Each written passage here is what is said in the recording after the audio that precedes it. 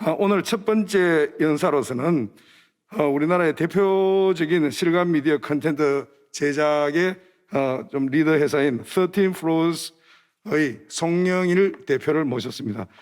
지금 현재 송영일 대표께서는 5G 포럼의 서비스위원회의 실감 미디어 관련한 워킹그룹 위원장직도 같이 하시면서 컨텐츠 관련된 많은 기업들과 통신 회사들 간의 연결을 하는 매개 역할을 하고 계십니다.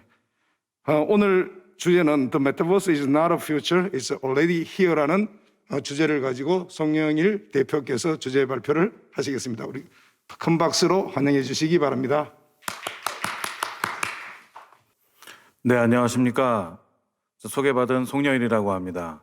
오늘 제가 주제 발표를 할 거는 메타버스는 언제 올 것인가에 대한 부분들에 대해서 한번 좀 말씀을 나누겠는데요.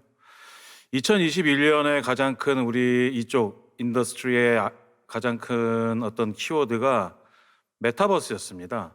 오죽하면 이제 작년 2020년 우리에는 어떤 무슨 멀티플레이 게임, 어떤 뭐 VR에 대한 익스피리언스, AR, 5G 커넥트 이런 부분들을 다 카테고리아이제이션이 되면서 얘기들을 했었는데 2021년에서는 이 모든 것들을 다 메타버스라고 사람들이 얘기를 하지 않으면은 얘기가 안 될 정도로 메타버스가 큰 이슈가 되고 있죠.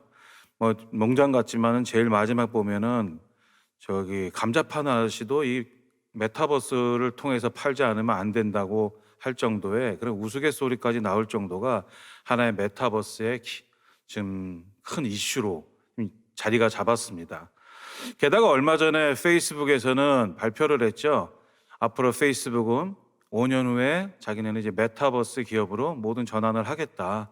그러면서 회사 이름도 메타라는 회사 이름으로 개명을 했습니다. 그러면서 항상 이제 마크 주커버그가 얘기를 한 거는 메타버스는 모바일 인터넷의 후계자이기 때문에 앞으로 이제 메타버스 시대는 페이스북, 즉 메타라는 회사가 이끌어 나가겠다고 얘기를 하고 있으면서 지금 이러고 나서 이제 마이크로소프트가 얼마 후에 또 마이크로소프트도 여러 가지 또 프레임워크에 대한 부분들, 메쉬라는 어떤 프레임워크, 메타버스를 만들 수 있는 전체 프레임워크를 또 발표를 했고 엔비디아도 마찬가지로 옴니버스라는 어떤 메타버스를 제작할 수 있는 부분들에 대해서 하고 있습니다. 자, 그러면서 제가 올 초부터 굉장히 많은 질문들을 받았습니다. 과연 메타버스가 뭐냐고 저에게 질문들을 많이 했는데 저조차도 과연 메타버스를 뭐라고 말씀을 드려야 될지에 대한 부분들을 공부를 할 수밖에 없었어요. 저도 25년 정도 IT 업계에 있고 여러 이제 온라인 게임 회사를 운영을 하고 그다음에 2014년도부터 이제 VR 관련된 회사를 만들어서 지금까지 운영을 하는데 갑자기 작년 후반부터 메타버스라는 키워드가 나오고 과연 이제 메타버스에 대한 질문들이 저에게 와서 저도 좀 고민들을 하면서 많은 질문들에 대해서 어떻게 답변을 드려야 될지에 대해서 준비를 해봤습니다. 그러면서 제가 위키피디아에서 한번 그 메타버스라는 키워드를 쳤더니 굉장히 많은 이야기들이 나오더라고요. 뭐 기존의 현실 공간에 있던 현실 세계, 현실의 것을 가상 세계로 흡수한 것이다. 3차원에서 실제 생활과 법적으로 인정되는 활동이 직업 금융 등등 단순한 3차원 가상 공간이 아니라 가상 공간의 현실로 적극적으로 상호작용 이런 어떤 여러 가지 키워드를 가지고 그 중에 한번 공통되는 키워드를 한번 잡아봤습니다. 그랬더니 이 안에는 가상, 공간, 그 다음에 융합, 그 다음에 연결, 공존, 상호작용, 인터랙티브 뭐 여러 가지 있던 뭐 아바타, 활동 이런 부분들에 대한 키워드들이 하나에게 또 공통적으로 좀 모아지게 되더라고요. 그래서 한번 정리를 해봤어요. 자, 그럼 메타버스는 과연 무엇일까? 우리가 얘기하는 메타버스는 하나의 3D 공간이겠죠. 이 현실의 공간과 가상의 공간을 우리는 나누게 될 겁니다. 즉 우리는 이제 가상의 공간을 virtual, 이제 가상, 그 다음에 이거는 분명히 디지털로 만들어진 거겠죠. 현실은 아날로그의 어떤 리얼 월드를 얘기를 하고 있고요. 자, 그럼 그런 공간들에 대해서 우리가 지금 현실에서는 뭐 여러분들이 뭐 학교를 가고 아니 회사를 가고 사람을 만나는 어떤 액티비티가 만들어지겠는데 그런 여러 가지 활동들이 그럼 3D 공간에서는 어떻게 될 것인가? 이 안에서 과연 어떻게 생활을 하고 어떻게 상호작용을 하고 어떤 경험을 줄 것인가. 그럼 그 경험을 하고 상호작용을 하는 어떤 주체가 필요하겠죠. 현실에서는 우리가 살아있는 우리가 있고 내가 있겠지만 가상 공간에서는 그걸 할 수 있는 아바타가 있어야 되겠습니다. 즉 나 자신을 표현할 수 있는 아바타, 페르소나, 우리는 또 그걸 캐릭터라고 얘기를 하고 그 캐릭터가 가질 수 있는 하나의 아이디가 부여가 되겠죠. 이것도 이렇게 옆으로 저희가 한번 펼쳐봤어요. 그런데 저희가 얘기하는 어떤 이런 공간이라는 자체, 현실과 어떤 버추얼 공간에서와 가장 큰 차이점은 가상 공간은 연결이 되기 위해서는 인터넷이라는 하나의 그 세계가 이루어지기 위해서 인터넷이 필요한 겁니다. 그래서 좀 더 단순하게 한번 좀 정리를 해봤습니다. 즉 현실이 가상으로 가는 얘기죠. 즉 디지털 트랜스포메이션, 그냥 디지털 트랜스포메이션이 되는 거라고 저는 어느 정도 생각을 했어요. 그래서 이제 이건 뭐 그림에서 한번 보시면은 아날로그의 지구가 하나의 지구라고 저희가 생각을 한번 해보겠습니다. 디지털 지구와 현재 디지털 트랜스포메이션 하고 있는 상황. 언젠가는 지금은 어느 정도 이제 겹쳐져 있겠지만 언젠가는 저게 이제 하나가 되면서 우리가 영화로 봤었던 레디 플레이 원의 세계가 만들어질 수 있겠죠. 또 제가 좀 더 편하게 요즘에 이제 많은 이제 강연들을 요청을 받는데 메타버스에 대한 정의를 좀 알려달라. 그래서 제가 좀 어렵게 얘기하기보다는 쉽게 좀 말씀드리면 게임과 같은 인터넷 서비스, 즉 3D 공간 기반의 인터넷 서비스가 메타버스지 않을까. 그래서 새로울 게 하나도 없다. 이게 또 새로울 게 하나도 없다라고 그러면 또 굉장히 많은 공격을 받겠죠. 저는 근데 그게 좀 단어가 좀 낯설 뿐이다. 그 이유는 뭐냐면은 디지털 트랜스포메이션은 현실 세계를 디지털화하는 것은 이미 오래전부터, 굉장히 오래전부터 진행이 되어 왔습니다. 이를 통해서 자연스럽게 현실 세계와 디지털 세계가 중첩이 일어나고 가속화되고 있고 이 자체가 이제 3D 공간 인터넷으로 만들어지는 거죠. 그 이유는 인류는 오랫동안 감각적 경험의 수준, 즉 몰입도를 높이려는 시도들이 굉장히 많았습니다. 그런데 이제 2000년, 2020년, 2021년을 지나가면서 여러분들 잘 아시는 뭐 이제 게임 엔진, 옛날에는 게임을 하나를 만들기 위해서는 자체적인 엔진들을 만들었는데 저희는 지난 10년 동안 굉장히 많은 이제 게임 엔진의 발전들이 있었습니다. 많이 들어보셨겠지만은 언리얼이라든가 유니티 엔진들을 가지고 이제는 유니티 엔진 같은 경우나 언리얼 엔진들은 뭐 누구나 쉽게 다운받아서 배울 수 있고 활용을 할 수 있게 됐죠. 그래서 이제 에셋이나 이런 컨텐츠를 제작할 수 있는 기능, 이제 그런 실력들을 너무 쉽게 사람들이 배울 수 있게 됐죠. 그리고 프로슈머의 생산과 소비를 동시에 하는 사용자들이 증가가 됐습니다. 이 부분은 굉장히 중요한 부분이죠. 그리고 이제 우리가 오늘 이 5G에 대한 부분 여기 다 모여 계시겠지만 5G, 앞으로 이제 6G에 대한 부분도 지금 많은 연구들이 되면서 지금 위성 인터넷, 그다음에 기계급 통신망들이 지속적으로 지금 깔리고 있고요. 그다음에 굉장히 또 중요한 건 비용 대비 더욱 강력해지는 컴퓨팅 파워, 이 부분도 굉장히 이걸 가속화시키는 요인들이죠. 그리고 더 높은 몰입감을 제공하는 디스플레이와 오디오 기술, 그리고 여기에 하나의 방점을 찍은 게 코로나죠. 그래서 우리는 일반적인 혁신 속도보다 혁신의 수용 속도보다 코로나로 인해서 빠르게 이제 어차피 새로운 기술을 쓸 수밖에 없게 됐습니다. 뭐 잘 아시겠지만은 코로나로 인해서 우리는 일반적인 활동을 할 수 없게 되면서 줌이나 다양한 어떤 비대면 솔루션에 대한 부분들을 이용하게 되고, 하지만 그러면서 재밌는 거는 뭐냐면 그거를 1년 거의 2년 가까이 사용하다 보니까 그 부분에 대한 경험이 익숙해져 버린 거죠. 그리고 나서 사람들은 빠르게 수용하고 소환 대중들은 그 다음 가능성에 대해서 더 급진적인 생각을 하게 된 것입니다. 그래서 구체성을 띠지 못했던 가능성의 몇몇 이론가들과 사업가, 미디어들과 합세해서 단어를 만들어내긴 했어요. 그게 이제 92년도에 뭐 우리 스노우 크래시 이런 쪽에서 얘기했던 메타버스이긴 한데, 이 메타버스란 단어 자체가 여러분들 뭐 많은 기사나 이런 걸 보시면 아시겠지만은 한때는 좀 우리나라에서만 굉장히 좀 유행이 되는 단어로 얘기를 했었지만 갑자기 또 페이스북에서 메타버스라는 키워드를 가지고 메타라는 회사 이름을 장명을 바꾸고 나서부터는 더욱더 이제 메타버스에 대한 부분들이 더 견고하게 앞으로 비전이 있는 사업으로 만들어지게 된 거죠. 그래서 보면은 이제 새로울 게 하나 없고 단어가 낯설 뿐이다라고 저는 좀 생각을 하고, 왜냐하면 우리는 이미 그 방향으로 지속적으로 진행하고 있고요. 그간에 우리가 쌓아왔던 수많은 기술과 기기, 서비스 플랫폼이 이런 메타버스를 앞으로 이룰 수 있도록 지금 다 기반이 되고 있습니다. 그래서 보면 항상 물어보죠. 메타버스는 언제 되냐? 언제부터 하느냐?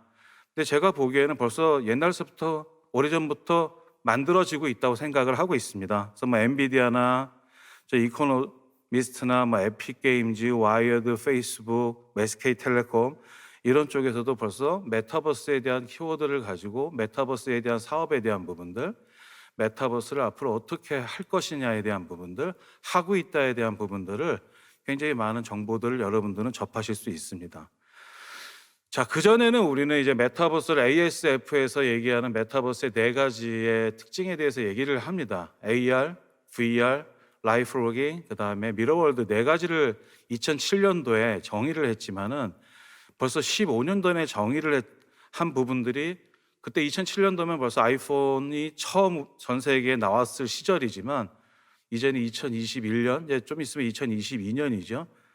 그러면은 15년이 지나고 났는데 지금은 아이폰 13을 가지고 영화를 찍을 수 있는 세상이 돼버렸죠. 그만큼 발전이 됐죠. 그래서 그런 4가지의 ASF에서 말했던 AR, VR, 미러월드, 그 다음에 라이프 로깅이 아니라 이제는 사용자를 중심으로 해서 24시간 365일 서비스를 할 수 있는 클라우드 기반의 네트워크 기반으로, 그 다음에 여러 가지 이제 디바이스 자체도 굉장히 많이 발전이 됐습니다. 그래서 단순하게 뭐 PC나 어떤 랩탑을만 사용하는 게 아니라 이제 HMD도 사용할 수 있게 됐고, 그 다음에 현실과 연결된 디지털 세계가 지속적으로 구현이 되고 있고, 그 안에 내가 살아갈 수 있는 아바타, 아이덴티티를 그 안에 이제 표출할 수 있는 멀티 페르소나를 표출할 수 있는 아바타를 만들고, 그리고 굉장히 또 여기에 혁신적인 게 프로슈머들이 이 안에서 활동할 수 있도록 디지털 경제 체제들이 지금 많이 만들어지고 있으면서 어떤 이제 블록체인이나 NFT에 대한 부분들이 이런 메타버스 세상과 같이 지금 접목이 되고 있습니다.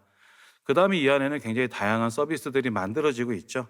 버티컬 서비스들이 많이 만들어지는데 교육이라든가 컨퍼런스, 미팅, 마이스 사업들, 뭐 엔터테인먼트, 이제 벌처 오피스라든가 이 안에는 뭐 굉장히 다양한 서비스들이 앞으로 붙어갈 거라고 생각을 하고 있습니다.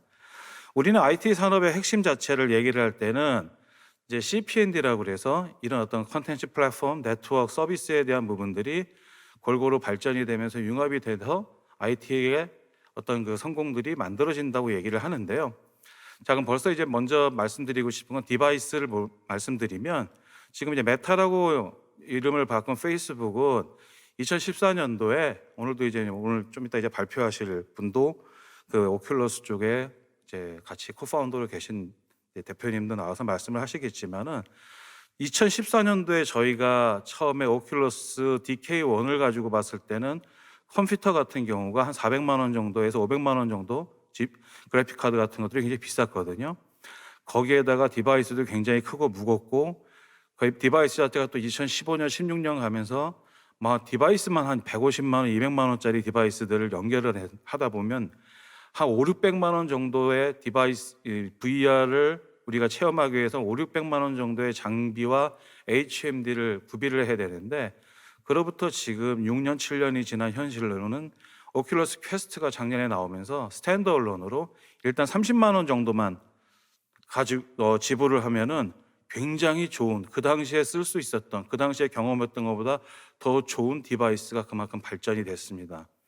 오늘 아침 뉴스에 보니까 벌써 오큘러스 퀘스트 2가 전 세계적으로 1000만 대가 나갔다고 그러는데, 이 부분은 2007년도에 애플이 아이폰을 냈을 때 그 판매된 속도보다 더 거의 비슷하다고 생각이 되는데, 이 자체만 보더라도 앞으로 처음에는 얼리 어댑터를 중심으로 한 디바이스들이 이제 퍼졌다 그러면 이제는 일반인들도 이 디바이스를 활용할 수 있고, 이제 활용을 하는 이제 시기로 접어들었다고 생각을 하고 있고요.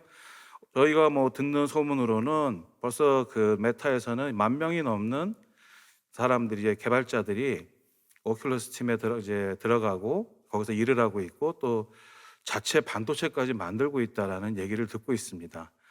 그다음에 컨텐츠에 대한 부분들은 뭐 지금 굉장히 지난 우리나라만 하더라도 2015년부터 굉장히 많은 회사들이 컨텐츠를 만들고는 있는데 조금은 좀 아쉬운 게 좀 파편화되어 있는 부분들이 있긴 합니다.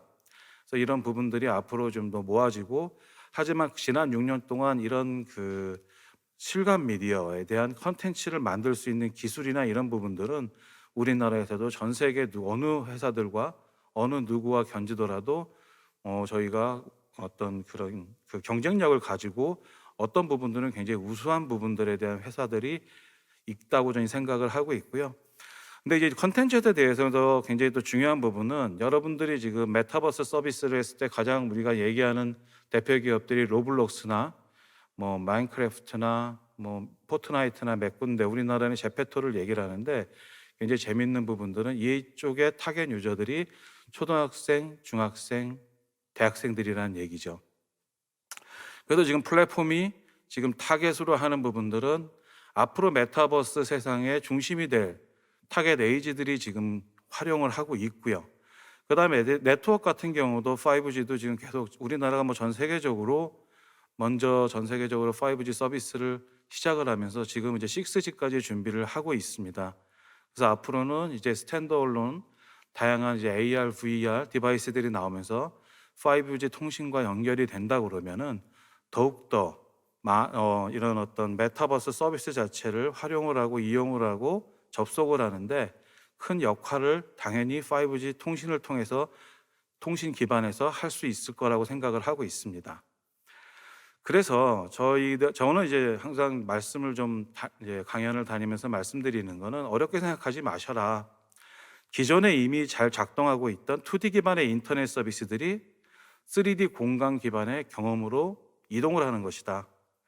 그래서 메타버스에서 뭔가를 제공하려는 주체는 기존의 평면 공간에서 즉 XY, 이 축에서 XYZ 3축으로 생각하는 방식과 제공하려는 경험의 구조를 바꿔야 된다라고 얘기를 하고 있습니다. 왜냐하면 저희는 그동안 인터넷을 사용을 할 때는 PC나 어떤 이런 브라우저 기반에서 인터넷을 활용을 했죠. 그리고 평면 그 브라우저 이제 그 스크린에서 3D 게임들을 했지만 이제는 메타버스 세상은 이제 3D 공간에 대한 부분들이 그 안에서 인터넷이라는 또 다른 인터넷이 그 안에 다 들어가기 때문에 생각 자체가 이제 XY에서 Z까지 생각을 할 수 있도록 가야 된다. 그리고 항상 우리는 얘기하는 게 있어요. 메타버스를 하면은 MZ 세대에 대한 부분들. 근데 세대들이 지금 보면은 밀레니엄 세대와 Z 세대에 대한 부분들이 이걸 같이 묶는 거는 좀 이상하다고 저는 생각을 해요. 왜냐하면 지금은 이제는 뭐 MZ 세대뿐만이 아니라 알파 세대, 지금 이제 초등학생들, 그 다음에 우리는 이제 요즘에 또 새로운 세대가 C 세대라고 얘기합니다. 코비드 세대라고까지 얘기가 나오는데 이 코비드 세대는 어떤 세대냐면은 요번에 1학년들, 초등학교 1학년을 코비드 세대라고 그래요. 이 친구들은 아예 엄마 뱃속에서 나올 때부터 스마트폰을 쥐고 나온 세대라고 우리는 얘기를 합니다. 왜냐하면 이 지금의 초등학교 1학년 친구들은 학교를 가본 적이 거의 없습니다. 왜냐하면 태어나서 살다가 학교를 들어가는 시기에 줌으로 선생님을 만나고 친구를 만나고 그 다음에 어쩌다가 학교를 가면 마스크를 쓴 선생님과 마스크를 쓴 친구들을 만나게 된 세대예요. 그리고 그들은 집에서 친구들을 만날 때 인터넷을 통해서 로블록스나 마인크래프트를 통해서 친구들을 만나버렸죠. 또 당연히 이 코비드 세대의 C 세대들은 이게 그냥 이 세상이구나라고 생각을 하고 살고 있습니다. 그래서 저는 이제 항상 메타버스의 주 세대가 MZ 세대라고 얘기를 하는데, 물론 이제 MZ 세대는 앞으로 5년, 10년 후에 이 메타버스를 이루고 이 안에서 경제 생활을 할 수 있는 이 경제 주체의 세대이긴 하지만은 좀 더 우리가 단순하게 얘기를 하면은 얼마나 디지털 네이티브에 가까우냐에 대한 부분으로 좀 그러니까 바른다기보다는 좀 그 가까우냐 아니냐에 대한 차이에 대한 부분들이 이 메타버스 서비스를 저희가 만들고 그들의 이제 그들이 원하는 서비스들을 만들어가기에 좀 더 고민을 많이 해야 되지 않을까에 대한 생각을 하고 있습니다. 그리고 항상 이제 메타버스에 대한 부분들을 얘기를 하면서 저희 회사에서는 고민을 하는 부분들이 한 세 가지가 있습니다. 이 밑에 이제 ESG에 대한 부분도 있는데, 메타버스 세상에서는 다양성에 대한 부분들이 인정이 되죠. 누구냐? 이 안에서는 아바타를 가지고 조인을 할 수 있게 되겠죠. 그래서 이 아바타가 어떤 모습을 하더라도 내가 지금은 멋진 댄디한 모습을 가지고 아바타를 가지고 활동을 할 수도 있고, 또 다른 멀티 페르소나에 대한 부분들을 표출을 할 때는 어떨 때는 오크의 모습으로 오크의 아바타를 활용해서 그 메타버스 세상에서도 활동을 할 수 있겠죠. 그리고 이 안에 또 이제 이퀄리티, 이제 평등성에 대한 부분들이 굉장히 저희는 중요하다고 생각이 듭니다. 어떤 글로벌하게 서비스를 했을 때는 어느 나라에 살던 장애를 갖고 있던 나이가 어떻게 되든 이 안에 나이가 중요치가 않겠죠. 누구나 평등한 세상에서 살 수 있는 게 이 부분이라고 저희는 생각을 해요. 그래서 전에 한번 저희 서비스를 가지고 대학교 교수님께서 수업을 하시는데, 이분이 좀 굉장히 좀 장애가 있으셔가지고 휠체어에 앉아 계신데, 저희 서비스를 가지고 학생들을 수업을 하셨는데 너무 행복해 하셨습니다. 그 이유는 그전에는 휠체어에 앉아서 학교까지 가서 수업을 하셨는데, 집에서 자신은 굉장히 멋진 캐릭터를, 아바타를 가지고 서서 수업을 하면서 그분은 특히 이제 HMD까지 쓰시고 수업을 했어요. 그러면서 자신이 너무너무 행복한 부분들까지 이제 저희는 느꼈던 그런 경험이 있고요. 그다음에 가장 중요한 건 지속 가능성이죠. 단순하게 최근에 우리나라에서 많은 메타버스를 한다고 얘기들을 하면서 여러 가지 이벤트들이 일어나곤 있는데, 그리고 나서 원타임 이벤트가 아니라 지속 가능하게 할 수 있는 그런 서비스가 만들어져야 된다고, 그런 플랫폼이 만들어져야 된다고 생각을 하고요. 그다음에 글로벌뿐만 아니라 우리나라도 지금 ESG 경영에 대한 부분도 굉장히 중요시 생각을 하고 있습니다. 그래서 저는 항상 이제 얘기를 말씀드리는 게, 메타버스 너무 어렵게 생각하지 않으셔도 되고, 메타버스가 언제 오느냐고 고민하실 게 아니라 메타버스는 지금 와 있습니다. 여러분들이 지금 카카오톡을 하거나 여러 가지 부분들을 하는 것도 하나의 메타버스 행위고, 그게 하나 이제 시작이고요. 그래서 우리는 이제 메타버스라는 용어를 제대로 이해하고 이제 구체적으로 사용할 수 있는 필요성에 대해서 장기적인 관점에서 고민을 하면서 이 메타버스 서비스에 대한 부분들을 좀 저희가 받아들여야 되지 않을까라고 생각을 하고 있습니다. 네, 여기까지 하겠습니다. 감사합니다.